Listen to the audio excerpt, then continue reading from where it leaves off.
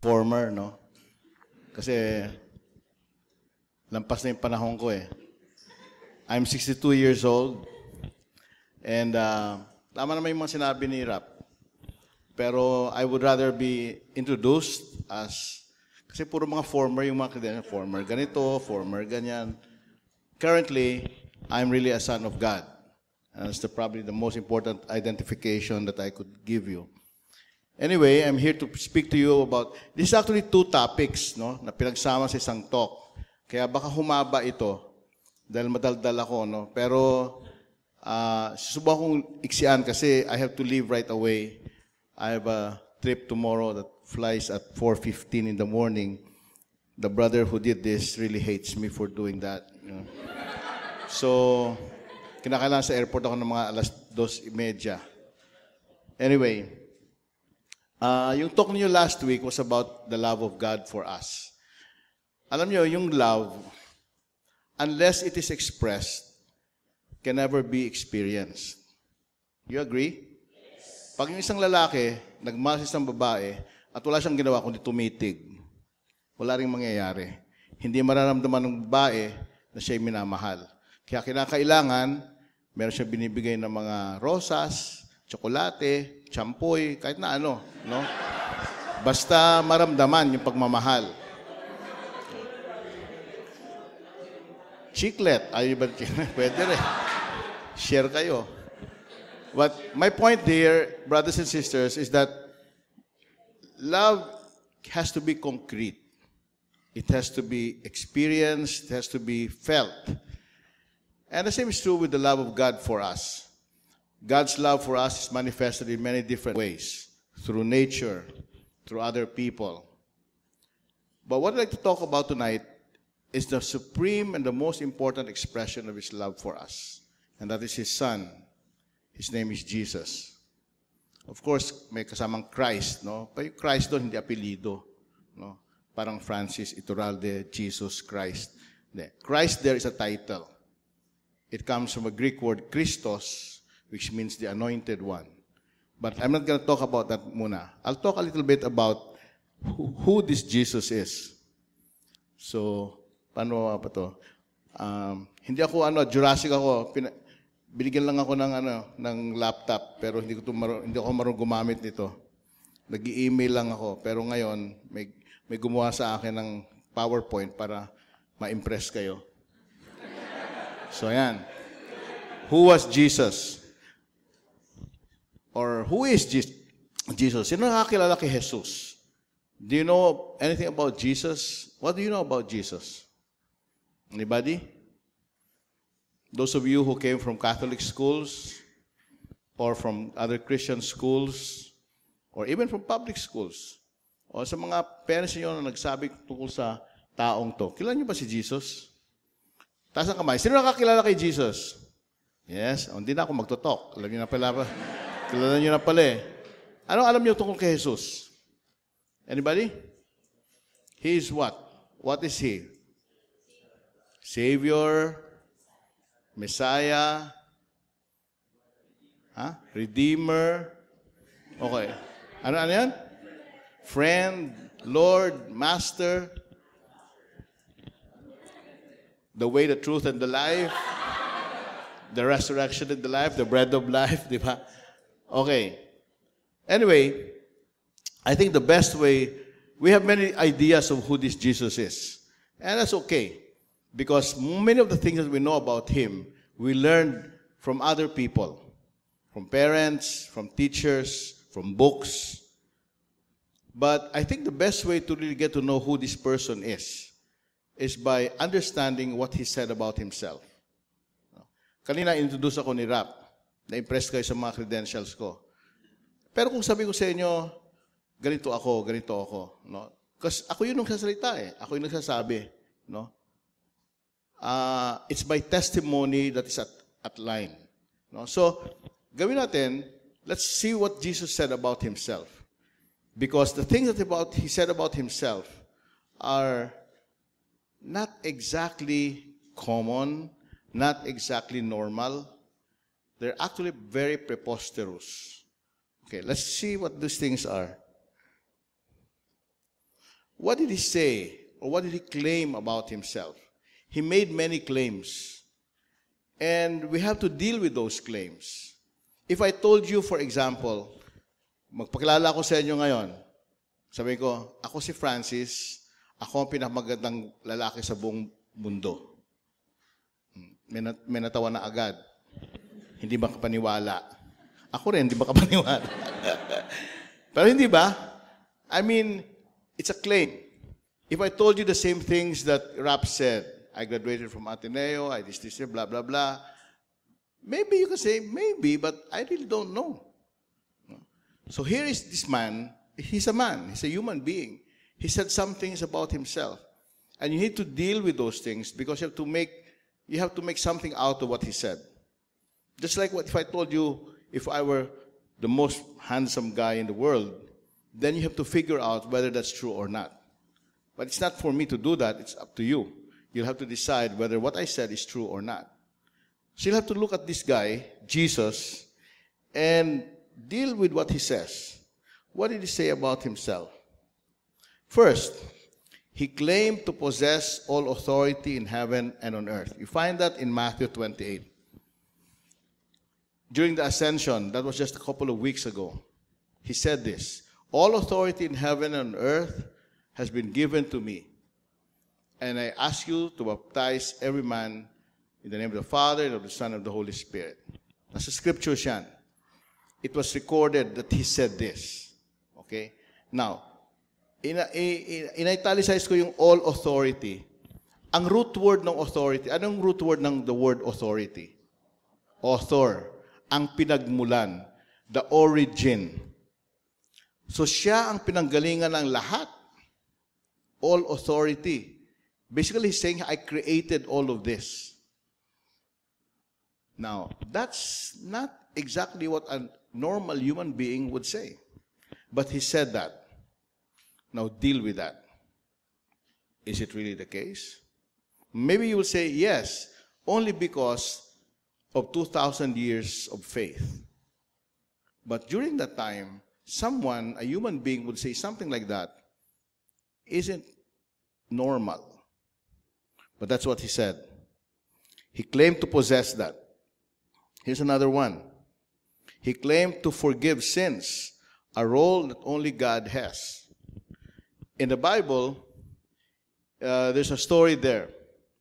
There's a guy who came to him. I think he was a paralytic. And then Jesus says to him, go, your sins are forgiven.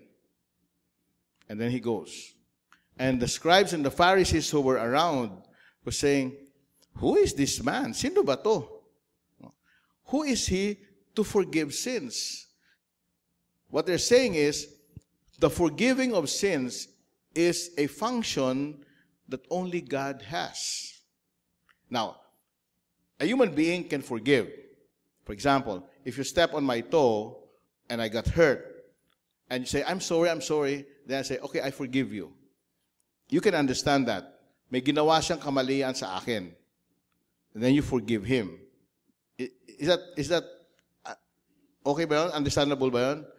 Pero, yung katulad nitong mamang ito, yung paralytic, wala namang ginawa siya kay Jesus. Pero nag-forgive siya. Ang pag-forgive niya, yung sins. Sins against whom? Not against Jesus, but sins against other people. Then why the heck would he forgive this man? What he's saying here, brothers and sisters, is, I am God.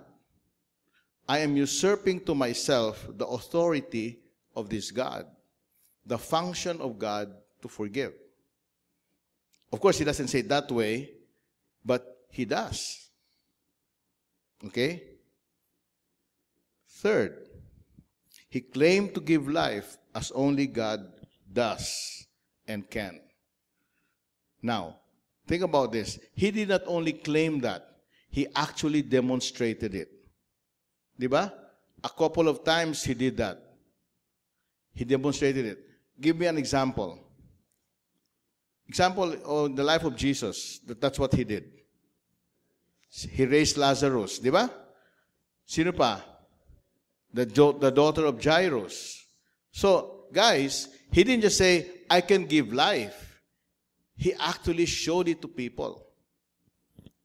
Now, the function of creating and giving life is something that only God can do. Of course, fathers can give life. Kayo naman, pinanganak ng mga tatay nyo, nabuhay kayo dahil sa Kanya. Diba? Sa inyong mga ama. But only because your fathers participated in the work of creation. Not by himself, by his own power, but by the power given to him by God to procreate. Are you with me? So, here, Jesus, ito, sa pangatlong to, abay talagang nakaka-iskandalo na to. Because Jesus is saying to himself, I am God. Lastly, he received worship as God does, and as appropriate only to God. The episode here in John 20 is the episode of, you remember Thomas? Thomas, the doubter, the doubting Thomas. Naalala niyan? Hindi ba? Nagpakita ang Panginoon sa kanila, pero sabi ni Thomas sa kanya, hindi ako maniniwala hanggat hindi ko nila ilalagay ang aking mga daliri sa kanyang mga sugat. You remember that? Okay. And here comes Jesus. He says, Thomas. Sige, lagay mo dito. At nilagay niya. Okay. Nung nilagay ni Thomas yung kanyang mga daliri doon sa kanyang mga sugat, ano ang sinabi ni Thomas? Sinasabi natin ito during communion. My Lord and my God. Okay? He didn't say it na parang, oh, Diyos me. He didn't say it that way. He didn't say, oh my God. No, he didn't say it that way. That's not what he intended. He said, my Lord and my God. Hindi OMG, ha? My Lord and my God. Okay? Now, what Thomas did was an expression of praise, of worship. And what did Jesus do? Did he say, uy, naku naman, Thomas, hindi naman totoo yan, ano? Hindi niya sinabi yun. Ang sabi niya, he actually accepted the worship of Thomas. Hindi niya sinabing, uy, huwag naman, hindi naman totoo yan. I'm just, okay lang ako. Hindi ganun ang reaction ni Jesus. Ang reaction ni Jesus is to receive the worship that Thomas gave him. Para sinasabi niya, that's appropriate. That's right. It is right and just. Nasa communion, di ba? In other words, Jesus was practically telling the people during his time, hey guys, I am God, without him actually saying it. But by demonstrating by his life and by his words that in fact he was God. Now, the question that's being posed to all of you tonight, is the same question that was posed to the Israelites during the time of Jesus. It's something like this. Imagine niyo, 21st century tayo ngayon eh. Biglang may dumating. Si Francis nga, dumating. Malakas lang ang dating niya. Pero sabi niya ganyan, mga kababayan, ako ang Diyos at sambahin ninyo ako. Anong gagawin ninyo? Bow. Hindi gagawin yan. Di ba? You will doubt. You'll question. And that's the reason why the Israelites during his time, hindi nyo pwedeng sabihin na, bakit hindi sila naniwala kay Jesus? Kasi yung mga claims ni Jesus were scandalous. But you had to do something about that. You have to make a decision. And the decision is a decision of faith. So what do you do with those things? Those claims are preposterous. No human being can or should make those claims unless, of course, he is God. Pero Diyos pa siya?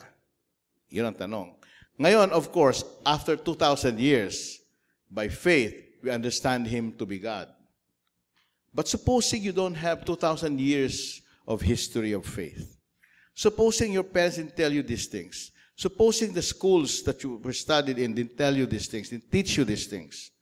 What do you make out of a guy named Jesus, a human being? Well, how do you make what do you make of these claims? Okay, I'm going to draw you a logical, how do you say this, process, no? Kung paano tayo how we can decide. And this is an intellectual exercise, no? Our mental understanding of what this means, o yung mga claims of Jesus. So what we have here, brothers and sisters, first of all, is what I call a chart of alternatives. Alternatives of whether to believe Jesus or not. Okay, let's begin with his claims. All his claims to be God. There were 4. I think there are a few more, no? But I just cited only 4. There are only 2 possibilities, 2 alternatives. One is those claims were true. Okay? Dalawa lang naman yan. The second, those claims were false. Kabaliktad. Una, false. No? Claims were false and claims were true. Dalawa lang. Hindi pwede sa gitna. Hindi pwedeng trolls. No? Okay. Now, isa-isahin natin to. Assuming his claims were false. Mali ang kanyang mga claims. No? We have 2 options. One, he knew his claims were false. Alam niya na mali yung kanyang mga kiniklaim. In other words, he has full knowledge that yung mga pinagsasabi niya ay mali. Okay? That's one alternative. Now, if that is the case, then he is a liar. He made a deliberate lie, knowing that what he said were lies. For example, alam ko na hindi naman ako gwapo. Pagkatapos, ipinangangalandakat ko at sinasabi, at talagang gwapo ako. Pinagpipilitan. I'm lying. Right? Okay. If I'm a liar, I'm a liar. Okay? Then, therefore, he was a hypocrite.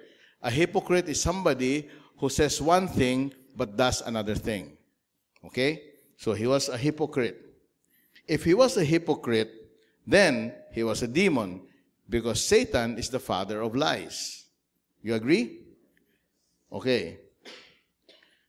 Now, he was a fool for he died for it. Could you imagine? Sinabihan ako ni halimbawa ni Rap, hindi ka naman gwapo eh. Hindi talagang gwapo. Papatayin kita. Aminin mo na hindi ka gwapo. Hindi talagang gwapo ako. Tapos talagang pinatayin niya talaga ako. Hindi ba napakagago ko para mamatay sa isang lie na alam kong lie? Hindi ba? Okay. That's the logical conclusion if Jesus knew that his claims were false.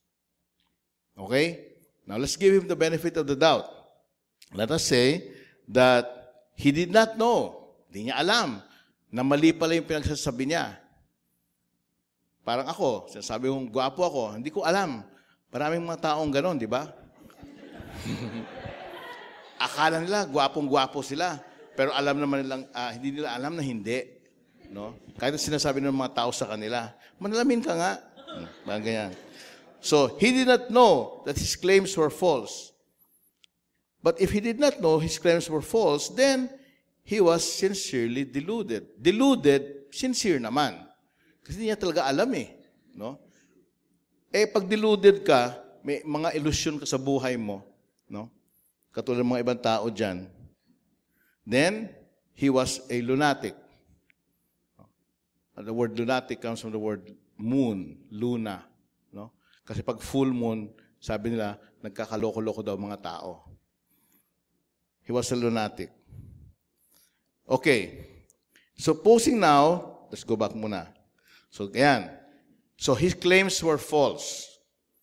Kung titigan niyo si Jesus, the way he is described in the scriptures, but even in non-scriptural historical books, alam niyo bang may mga historical books na hindi naman Bible, but also cite and describe Jesus? Because Jesus was a historical figure like Julius Caesar, like Nehru or Gandhi or Jose Rizal. And there are books written about him or about them. Well, Jesus was also a historical figure, and there were accounts about him. But when you look at the accounts about him, particularly the accounts in the Bible, you would not think that Jesus was either a lunatic or a fool. Pag umasta ba si Jesus, the way he's described, he is may pagkaganyan? Hindi naman di ba? In fact, pag makita mo siya in front of Pontius Pilate, naalala niyo yung kanilang gera patani ni Pontius Pilate? He was under trial, but Jesus was the most composed person. He was not rattled, hindi siya kinakabahan. In fact, he was speaking straight to the eye, straight to the face of Pontius Pilate. Tinanong siya, "Are you a king?" Sabi niya, "You said that." Hindi siya natitinag. I mean, if Jesus was a lunatic or a fool, he won't act that way. You agree?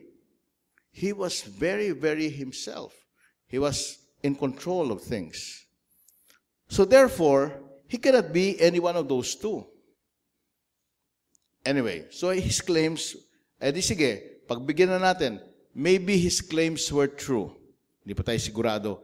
Kasi dalawa lang naman yun claims were false or claims were true. Then you have two alternatives. Only two. Either you accept that or you reject that. You can reject that. You can deny that. Now, brothers and sisters, there are only two options for us. If you accept these things, then that has consequences on the way we live. Because if he is truly who he is, if he is truly God, if he is truly the Son of God, and he is truly what he claims to be, then the way we live our lives will be affected by that. But, as I said, you can reject. You can say, "No, I don't believe that." Well, that also has consequences in the way you live. But in any case, brothers and sisters, the choice has consequences. Therefore, sabi ni Jesus in Mark 8, "So ikaw, who do you say that I am?" Kasi sinabi niya to sa mga apostles niya.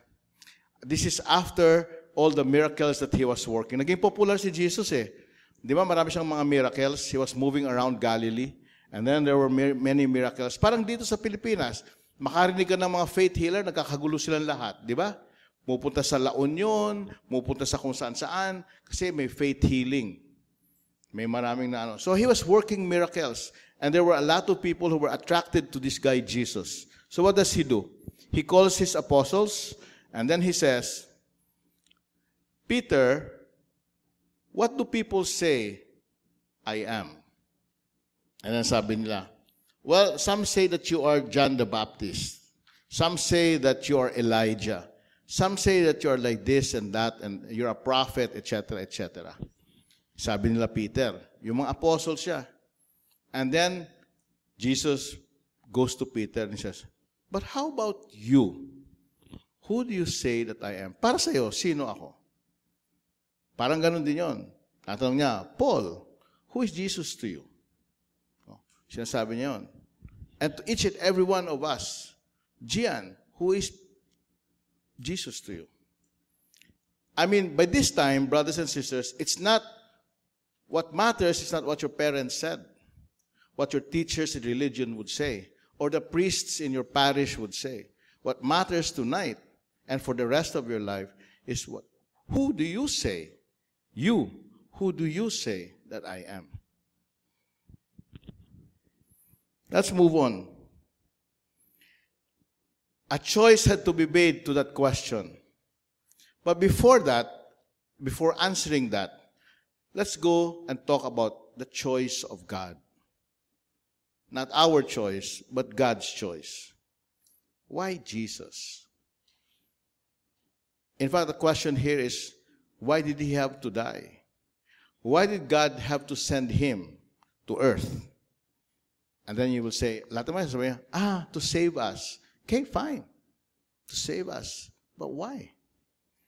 I think before we can answer that question, let me say a few things here about choices. Choices, they have consequences. You agree? When you choose to be an architect, obviously, you're going to be an architect kung pumasa ka. But your choice of your course in college will affect the rest of your life. You will probably not become a member of the Philippine Medical Association, even if it's such a great club or organization, because you're an architect. The choices we have, both small and great, will affect us. Today, when I came here, when I left the house, I decided I'm going to wear this shirt. Now, I could have worn some other shirt. I could have worn my Ateneo shirt, But then, I chose this.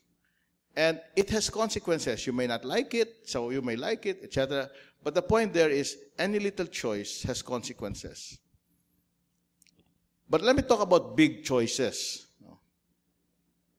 Because some of these big choices have eternal consequences.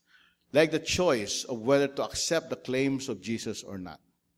They have eternal consequences. Let me talk a little bit. Let me show you what I mean. And show it by showing you a little video of this story. This is the drawbridge story. This is a story of a man who has a son. And the choice that he had to make that affected not only his son, but many other people.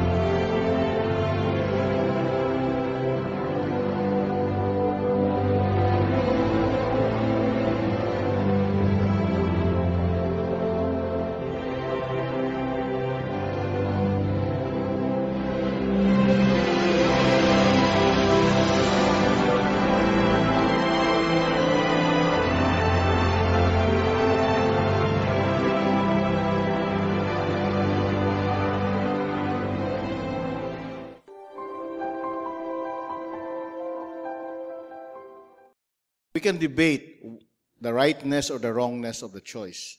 But that's not my main point here. Anyway, let me ask you a question. How many of you think that the Father made the right choice of allowing His Son to be crushed and therefore save a lot of people? Would you have done the same thing? Anybody? Nobody? How many would have done that? Sige na.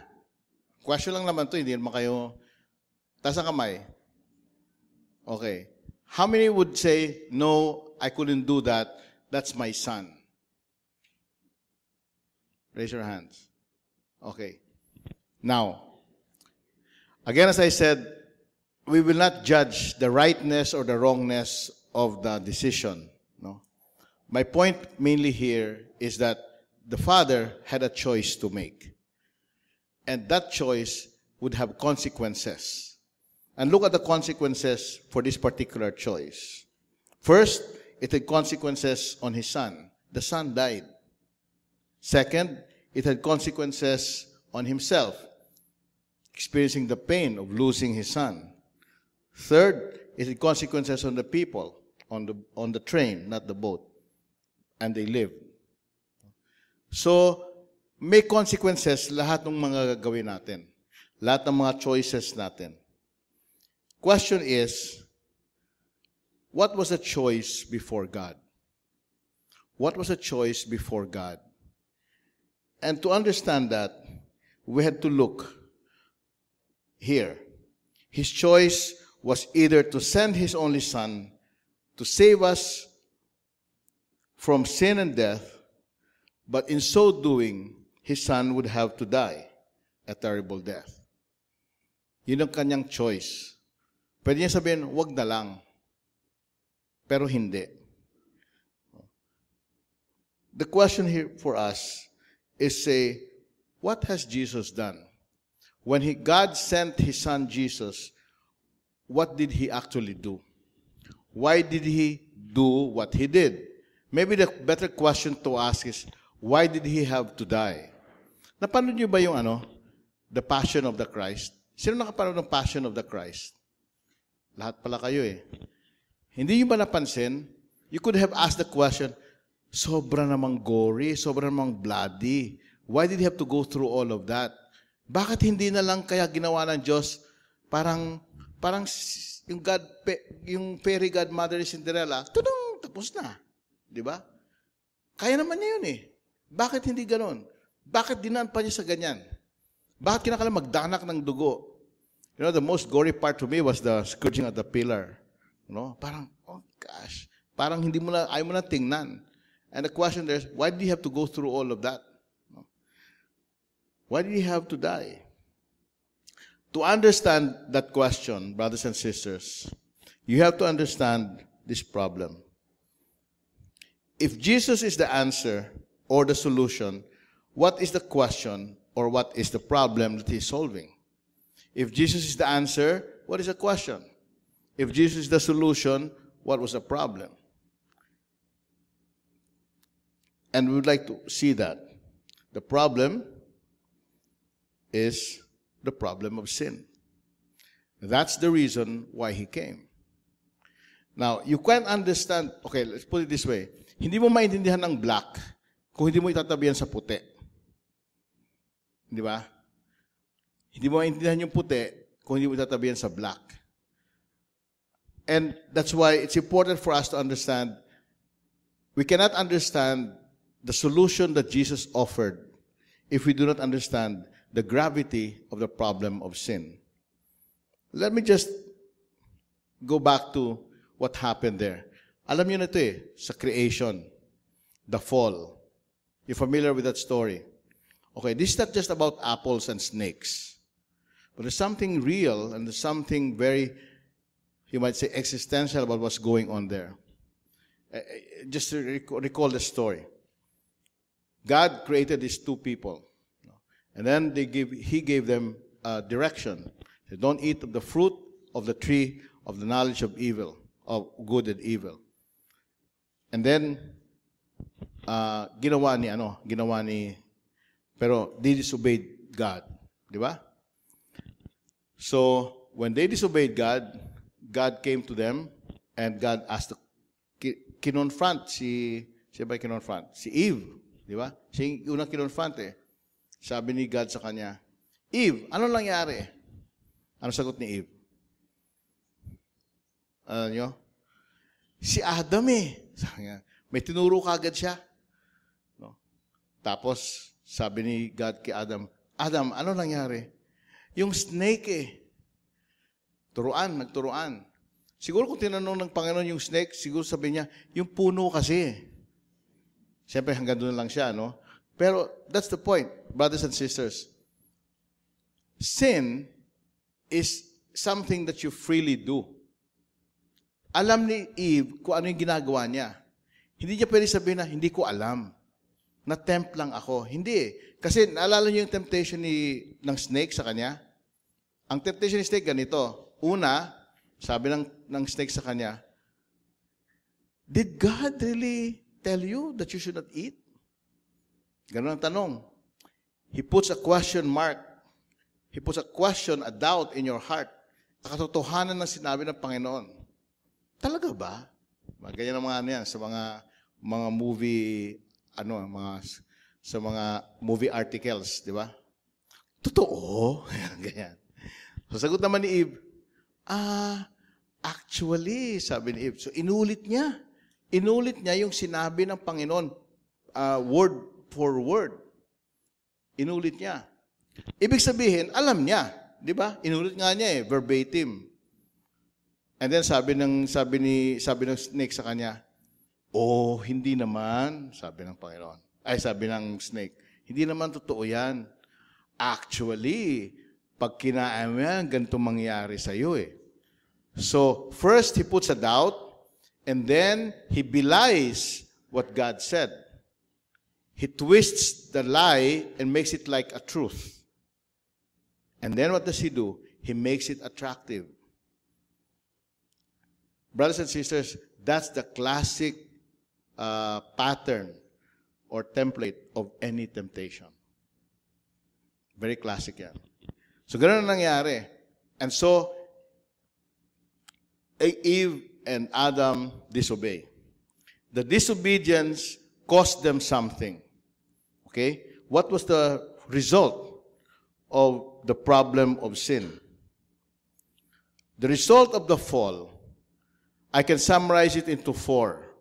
Okay? First, separation from God. In other words, alienation. No. It used to be that God and man walked together in paradise. They were united. In fact, nagkakasalaminan sila. Iisa lang sila. When God created us, we were created in His image and likeness, di ba? And in paradise, they were walking together. That's, well, of course, hindi literally, no? But what it simply means is that they were one. They were united. Okay? They were so united that man lived forever, eternal. Hindi siya namamatay. But because of this separation, that separation caused them this, death. Because if God is the source of life and you're separated from the source of life, it is only the case that you will die. Pero hindi lang death, no? But there's also corruption. Ang corruption dito, hindi yung graft and corruption. Ha? Corruption dito means naagnas tayo. Yung katawan natin tumatanda, pumapangit, kumukulubot, nawawala ang mga buhok. Tumatanda. We get corrupted. Napansin nyo ba yan? Di ba? Ako, brothers and sisters, sa totoo lang ha, as I said, I'm 62. A few years ago, I could do many more things.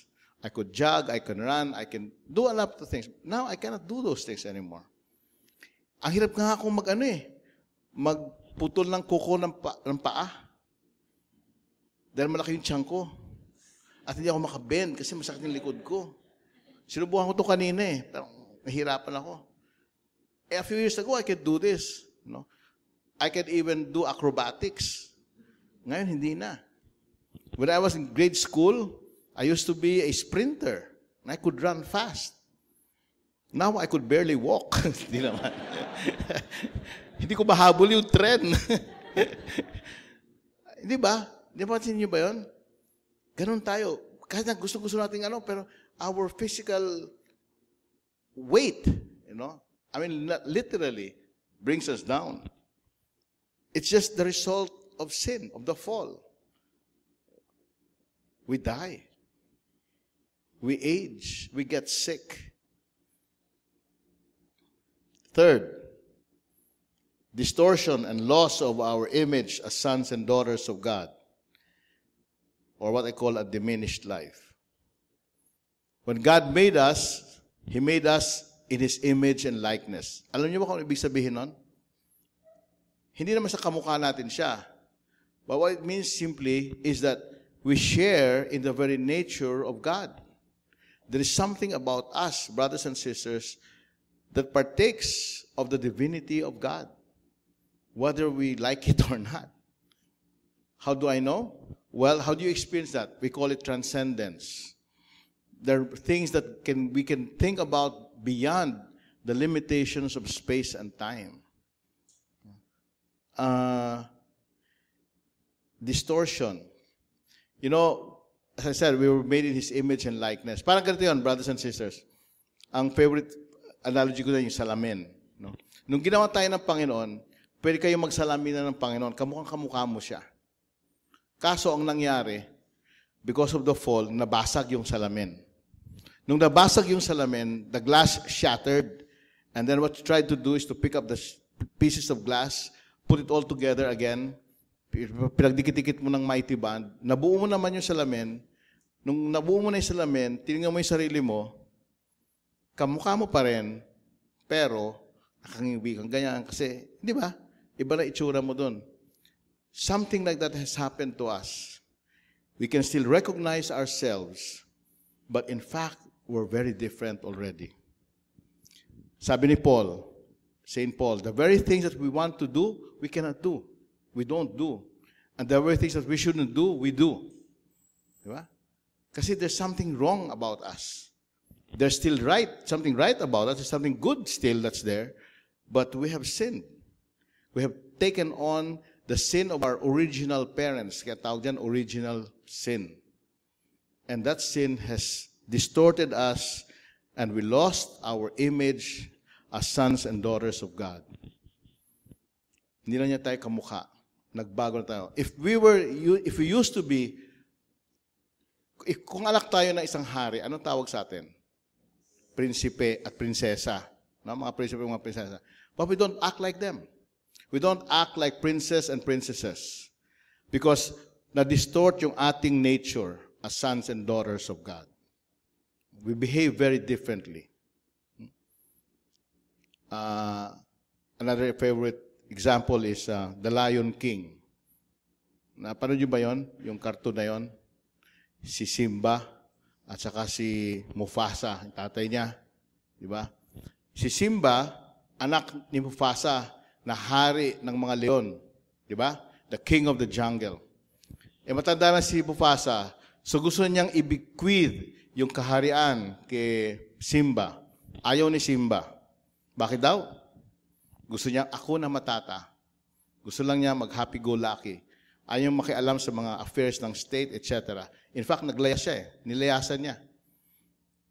So, isang gabi, pagkamatay ng kanyang tatay, nagpakita yung tatay sa kanya. Nagpakita sa isang cloud. Ito yung sinabi ng tatay. Simba. Naalala niyo ba yung sine? Sabi niya, you have become less than who you are.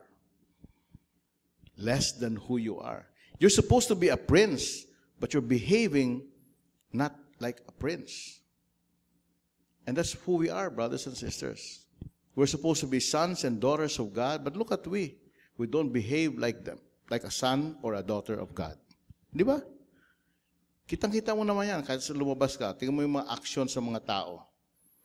Why would people kill? Why would people do things like that? No? So, yun. Na-distort na tayo. No? But we have still retained something of that God that has been in our image. Lastly, we came into bondage and slavery to sin and to Satan. Bondage. Naikulong tayo, na preso tayo. Because what has happened here, brothers and sisters, is that what has happened here is we gave the right, yung karapatan, to own us and to possess us, the right to Satan. Let me put it this way. When the fall took place, we used to be owned by God because He was our Creator. Di ba? Agree? Okay. Nangyari, dun sa equation, nung the fall, nagpalit yun. No? We ceded the right, C-E-D-E, ceded. We ceded the right over our lives to Satan by virtue of the sin of our parents, of our original parents. So now, Satan owns us and controls us. No longer God because of sin. So yun. So we are now in bondage and in slavery to sin and to Satan. And you know that by experience. Sabi nga ni Paul, as I said earlier. Okay. Now, that's the result of sin. But because of what Jesus did on the cross, by His passion, death, and His resurrection, this is now the result. The passion, death, and resurrection of Jesus brought about, first, reconciliation with God. Notice yung mga salita, reconciliation starts with an R. 4 R's ito. Reconciliation with the Father. So the cross brought us access to the Father again. We are now united back to the Father because of what Jesus has done on the cross. Second, it brought us renewal of life. So while we were dead to our sin, now we are alive again in Jesus Christ. Sabi sa Romans 8. Thirdly, we are now restored and recovered our royal dignity as sons and daughters of God. What we call the fullness of life. And this took place in Pentecost. The work of the Holy Spirit is to restore us, the sanctification, becoming in His image and likeness again, from one degree of glory to another, as St. Paul would say in 1 Corinthians 15. And lastly, redemption, freedom from sin and Satan, and becoming right with God again. Saan yung narinig yung salitang redemption? Where do you usually hear that word? Redeem. Sa grocery. Di ba? Pagkagayan. Kung meron kang ticket, may stub ka, i-redeem mo ngayon yung nanalo ka na, pero i-redeem mo pa. Well, in a very real way, that is what Jesus did. No? He redeemed us, panalo na tayo, but we still have to claim the final prize of being with Him. But it's already won, and Satan has been defeated because of the death and passion of Jesus on the cross. So it's Jesus now who puts all of these things together. Maybe the question for you is, why Jesus? Well, let's go back to creation. In creation, we were made in His image and likeness, human beings, okay? But the fall did something about it, di ba? So, as I mentioned earlier. So, kinakailangan, ang magsisave sa atin, because of, dahil sa fall na yan, should also be a human being. No? Not just any human being, but somebody who has no sin. Bakit? Kasi, yung nawala sa atin sa creation, sa fall, is the result of the fall is the human being. Yung first parents natin, the first Adam. Okay? Human being yon. So, kinakailangan para matanggal yung equation na yan, another human being has to do that, has to erase the equation. Okay? Meaning to say, yung human being na yan, another life has to be offered. Kumbaga, buhay ang inutang, buhay din ang kabayaran. No? Pero, hindi pa pwedeng any human life. Bakit? Kasi all human life is under sin. Remember? Under original sin. So, hindi pa pwedeng isang tao na may original sin din kasi hindi mo makakancel yung equation na yan. It has to be somebody who is above sin or has no sin. And that means God only. But God has to be a human being still. And that's why He had to send His Son, Jesus. When He sent His Son, Jesus, to be born as a human being on Christmas Day, it was not just simply, really, when God sent His Son, it was a declaration of war against Satan. He was saying, okay, Satan, here comes my Son, humanda ka, and He's gonna save my people. Okay? So yan ang nangyari. So it has to be a human being, but at the same time, also divine, and vice versa. You get what I'm trying to say? Okay, or is this too theological for you? Anyway, so, but that's the result of what Jesus did on the cross. And therefore, Jesus bridges the gap between what God, itong kaliwang ito, is the work of man.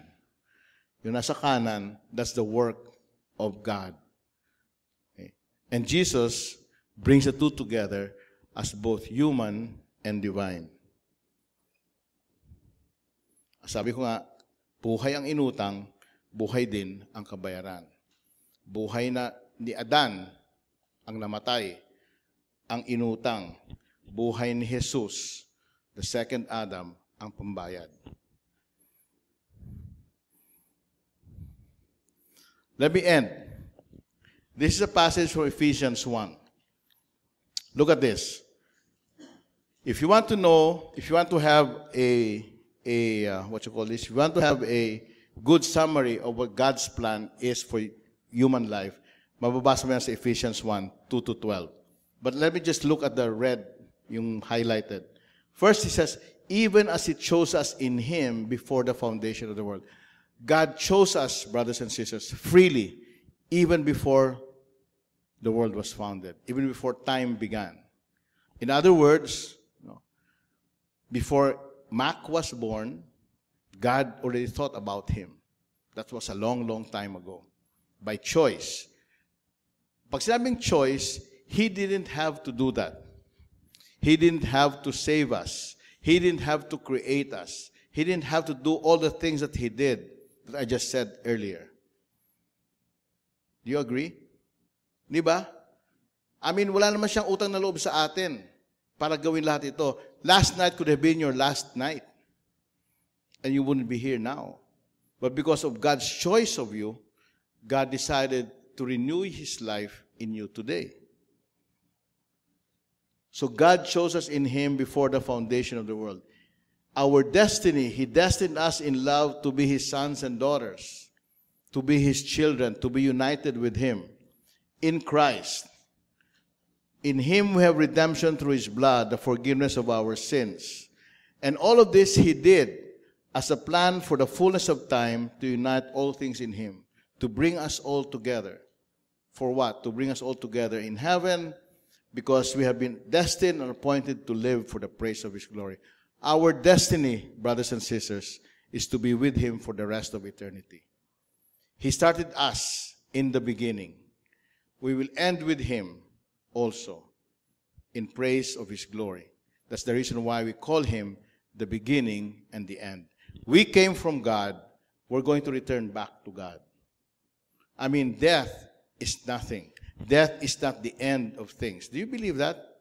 Because if death is the end, then we're all pitiable. But death is not the end. Sabi sa prayer sa mga patay, sinasabi ng pare, death, life is not ended. Life is changed. So, from human life to eternal life.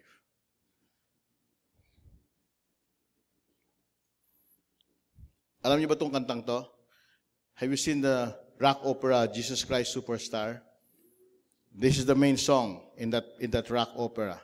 It's a question. Jesus Christ, Who are you? What have you sacrificed? That's the title of our talk today. And there's an answer. The answer is also a song. I think you're familiar with the song, and you can sing this along with me. The song goes like this. We are the reason that He gave His life. We are the reason that He suffered and died. To a world that was lost, He gave all He could give to show us the reason to live. This magazine cover from Time was about 10, 15 years ago. And it's a collage of different paintings and sculptures of Jesus to make a composite picture, parang pixel, no? But it's a clever way of putting the question, who is He? Because you can make up your own little Jesus to yourself. And that's a question I would like to leave with you today. Who is Jesus to you?